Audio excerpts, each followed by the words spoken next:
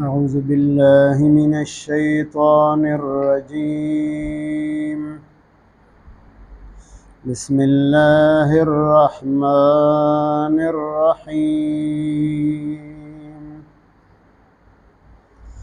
فلما أحس عيسى منهم الكفر قال من أنصاري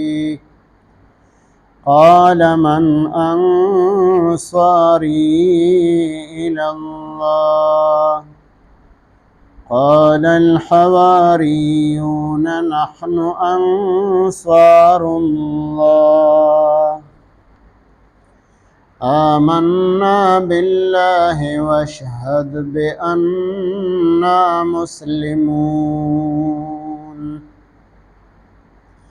ربنا آمنا بما أنزلت واتبعنا الرسول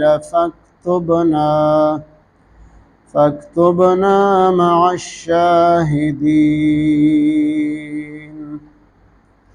ومكروا ومكر الله والله خير الماكرين. آمنت بالله صدق الله مولانا العظيم.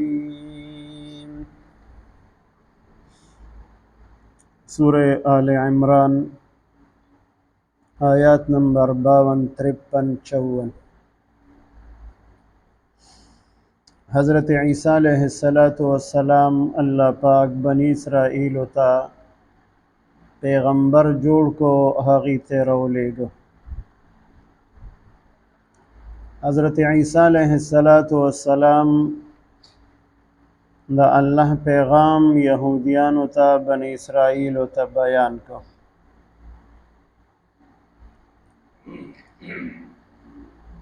حضرت عیسیٰ علیہ السلام دا اللہ کم پیغام بیان کو ناغا دے خلق تا ناشنا لگے دو او حق خبره ہمیشہ دا پارا اغا پا خلق باندے خن لگی. نو پا دغی یہودیانو باندے ہم دا حضرت عیسیٰ علیہ السلام دا حق خبر بیانول دا خن لگی دی سرد دی چاغی دا حضرت عیسیٰ علیہ السلام معجزی پا خپل استرگو باندے اولی دی او ایمان را نوڑو او دغا معجزو تے دا جادو نسبتو کو. یہودیانو پروپیگنڈا شروع کړه چې حضرت عیسیٰ علیہ السلام د جادو په زور باندې پیدایشي ړانده ښه کوي، د جادو په زور باندې برس بیماری والا ښه کوي، د جادو په زور باندې مړی را ژوندي کوي او د جادو په زور باندې د خټې نه د ښاپیرک شکل جوړوي او هغه ژوندی کوي. دا څومره معجزې خلقو ته بیان کړي وي نو ټولو ته دغه یهودیانو جادو وویل. بیا په دغه وخت کې د روم حکومت او شام د روم یوه صوبه وه. نو د شام کم گورنرو هغه ته یهودیانو شکایت وکړو چې دغه شان یو کس راغلی دی، هغه دا دعوه کړې ده چې زه پیغمبر یم او هغه په خلقو کې بغاوت پیدا کوي او یو نوی دین اختیار کړی دی. زمونږ د پلار نیکه نه چې کوم دین او طریقې را روانې دي نو بالکل د هغې خلاف یو نوی دین اختیار کړی دی. نو که چېرې دا خلق دې سره ملګري شو نو ستاسو دا حکومت به ختم کی، لہذا ته د علاج وکړه او دته پانسی وروه، دا پیغام او دا مشن دا ټول ختم کا. د شام گورنر دغه خلقو ته په جواب کې وویل چې د یو کس په وجه باندې او ستاسو په وینا باندې چې د هغه خبره ما اورېدلې هم نه ده چې د کومې خبرې کوي نو څنګه هغه باندې زه د پانسۍ حکم وکم. خو یهودیانو د پروپیګنډې سره سره احتجاج شروع کو، جلسې جلوسونه شروع کړل او د شام گورنر په دې باندې مجبور کو چې د مرکز نه اجازت واخلي، د مرکزی حکومت نه، او حضرت عیسی علیه السلام ته د عدالت په ذریعه باندې د پانسۍ حکم ووري. او بیا د شام گورنر مرکزی حکومت ته پیغام ولیږو چې په ملک او په صوبه کې امن او امان ته نقصان رسیږي، نو لہذا دته د پانسي ورکړی شي. نو مرکزی حکومت هم اجازت ورکو او عدالت فیصله وکړه حضرت عیسی علیه السلام ته د پانسۍ ورکولو. د دغه یهودیانو د شر نه د بچ کولو دپاره الله پاک حضرت جبرائیل علیه السلام د حضرت عیسی علیه السلام سره ورله ډیوټي لګولې وه چې د دې د تکلیف نه د شر نه به ته بچ کې. نو فرشته ورسره هر وخت به ګرځېدله.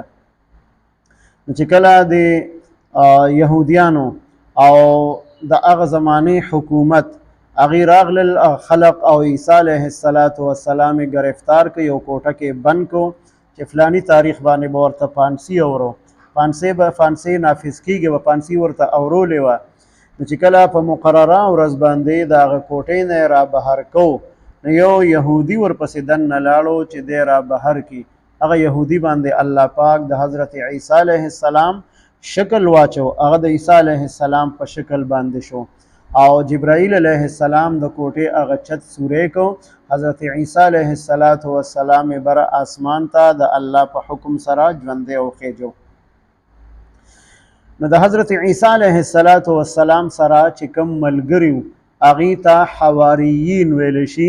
دلته لفظ حواریون ذکر دی، قال الحواریون. دا حواریون دا د حضرت عیسی علیه السلام مؤمنان ملګري وو. د نبی علیه السلام کوم مؤمنان ملګري وو هغې ته صحابه ویلی شي، او د عیسی علیه السلام کوم مؤمنان ملګري وو د شمار څو کسانو هغې ته حواریون ویلی شي. او حواریون د حواری جمع ده.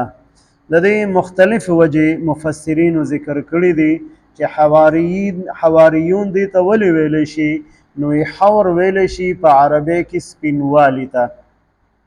نو یا خو داسې وو چې د دې زړونه بلکل تک سپینو، خالصو، صفا سوترو، چې په زړه باندې کومه خبره وه نو هغه په خولې باندې وه، نو په دې وجه ورته حواریون ویلی شي. یا د دې رنګونه هغه تک سپینو چې کوم تاسو سفید پام خلق ویلی شي، تک سپین رنګ والو، نو ځکه ورته حواریون ویلی شي. او درېیمه وجه دا ذکر کړې ده چې دوی به کپړې وینځلې، کپړې به یې صفا کولې، نو ځکه ورته حواریون ویلی شي چې موږ ورته دوبي وایو، کپړو وینځلو والا. نو دا مختلف وجې ذکر کړي دي چې یا خو دوی کپړې وینځلې د خلقو هغې صفا کولې، یا د خلقو په زړونو باندې محنت کو د خلقو زړونه یې صفا کول. نو دا څلورمه وجه ذکر کړې ده. به هر حال هره وجه چې وي، او دغه صحابه د حضرت عیسی علیه السلام مؤمنان ملګري هغې ته حواریین ویلی شي. او په دغه موقع باندې حضرت عیسی علیه السلام د خپلو حواریینو نه د الله په دین کې مدد وغوښتو چې دا یهودیان زما خلاف سازش کوي، د حکومت او د عدالتونو هغې ته خبره رسولې ده زما خلاف چې دی بغاوت کوي، نو تاسو کې به ما سره څوک ملګرتیا کوي. نو ټولو حواریینو ورته وویل چې د الله په دین کې به موږ ستا سره پوره مدد کوو، او ته چې څه قسم قرباني غواړې نو هغه قربانۍ ورکولو ته موږ تیار یو. نو یو روایت دا هم دی چې حضرت عیسی علیه السلام دپاره یو حواري هغه دا قرباني ورکړله چې عیسی علیه السلام ورته وفرمایل چې داسې یو کس شته دی چې هغه زما په شکل باندې شي او هغه پانسي شي او الله پاک ما بچ پاتې کی. نو یو کس دې ته تیار شو، د هغه شمعون نومو په دغه حواریینو کې هغه باندې د عیسی علیه السلام شکل مسلط کړی شو، هغه پانسي کړی شو او عیسی علیه السلام الله پاک بچ پاتې کو. نو دغه حواریینو د الله د دین د مدد وعده وکړله چې موږ به تا سره د الله په دین کې مدد کوو، ځکه موږ ایمان راوړی دی په الله پاک باندې، او چې کوم کتاب په تا باندې الله پاک نازل کړی دی په انجیل کتاب، په هغې هم زموږ ایمان دی، او تا ته الله پاک نبوت او رسالت درکړی دی، نو په دې هم زموږ ایمان دی، موږ مسلمانان یو او موږ د دې ټولو خبرو ګواهي ورکوو. په دریم آیت مبارک کې د یهودیانو دغه مکر او فریب د عیسی علیه السلام خلاف ذکر کړی دی چې دی خو مکر او فریب کو عدالت نه فیصله وروله حضرت عیسی علیه السلام خلاف چې دته د پانسی ورکړی شي خو الله پاک چې کوم تدبیر کو د عیسی علیه السلام د حفاظت کولو او آسمان ته د ژوندي خېجولو نو دغه بهترین تدبیر الله پاک هغه خپل تدبیر کامیاب کو او دغه يهوديانو او د روم د حکومت هغه تدبیر الله پاک ناکام وګرځو. فلما احس هر کله چې محسوس کو عیسی حضرت عیسی علیه السلام منهم الكفر د دې بنی اسرائیل نه کفر چې د خلقو کفر اختیار کو ایمان رن نه راوړو یو څو کسانو د شمار ایمان راوړو او نور اکثریت قوم هغه منکرو هغه کفر اختیار کو د عیسی علیه السلام نه دغه د معجزونه انکار وکړو او بیا دغه خلاف سازش او منصوبه شروع کړه چې دته د حکومت نه د عدالت نه پانسی ووري. قال حضرت عیسی علیه السلام فرمایل من انصاری سوک به مدد اکی زما سرا الی الله د الله په دین کې. قال الحواریون حواریون اول چې کوم مؤمنان صحابه ور سره ملګریو نحنو منګ ټول انصار الله د الله د دین مددگار یو منګ به د الله په دین کې تا سره مدد کو. اوس مدد غختل دا ظاهری اسباب دي نو ظاهری اسباب اختیارول دا ناجایز نه دي بلکې دا جایز دي او د دې اختیارولو مونږ ته حکم دی چې تاسو ظاهری اسباب اختیار کړئ اسبابو کې با الله پاک اثر پیدا کوي او کار بکیږي او اسباب باندې یقین ساتل نه دي پکار چې اسباب باندې هر څه کیږي اسباب کله وی او کار اونشي او کله اسباب نه او الله پاک د انسان کار سم کی. نو حضرت عیسی علیه السلام د اسباب په درجه کې د حواریینو نه مدد طلب کو او حقیقت کې د الله پاک نه مدد غوښتو الله پاک ور سره مدد وکړو. نو دغه حواریینو د الله د دین د مدد وعده وکړه او وی ویل آمنا منګ ایمان راوړې دی بالله په الله پاک باندې. اوس د دې ایمان نه منګ رستو کېږو نو چې څومره قسمه قرباني ورکولي هغې ته منګ تیار یو.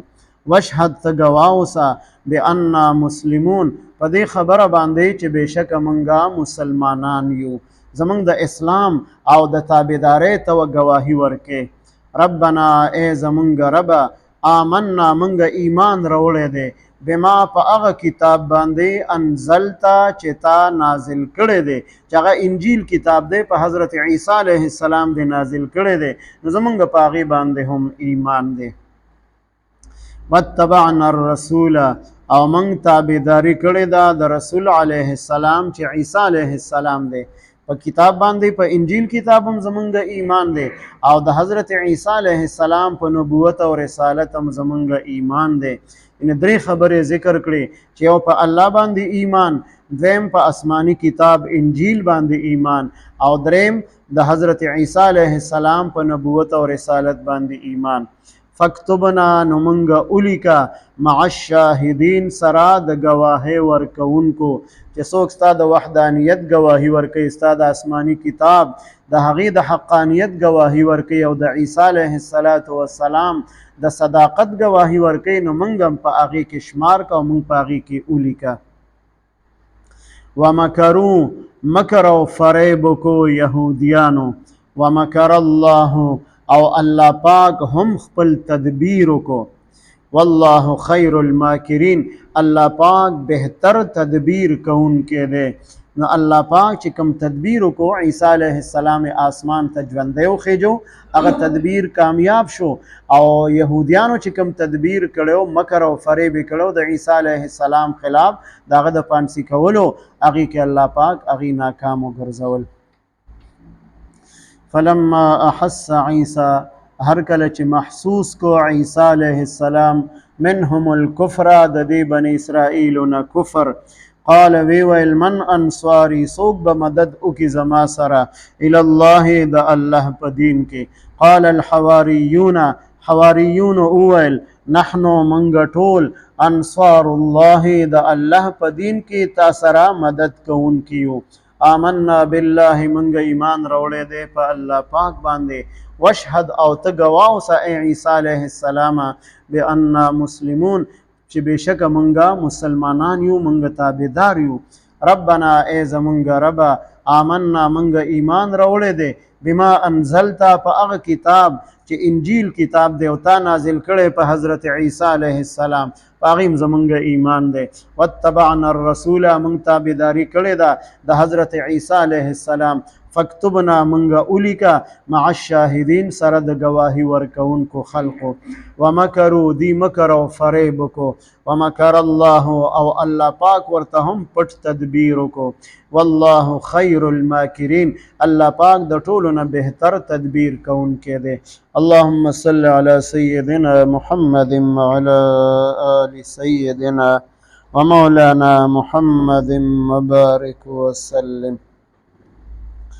رب اجعلني مقيم الصلاة ومن ذريتي ربنا وتقبل دعاء ربنا اغفر لي ولوالدي وللمؤمنين يوم يقوم الحساب ربنا اغفر لنا ولإخواننا الذين سبقونا بالإيمان ولا تجعل في قلوبنا غلا للذين آمنوا ربنا إنك رؤوف رحيم ربنا هب لنا من أزواجنا وذرياتنا قرة أعين واجعلنا للمتقين إماما وصلى الله تعالى على خير خلقه محمد وعلى آله وأصحابه أجمعين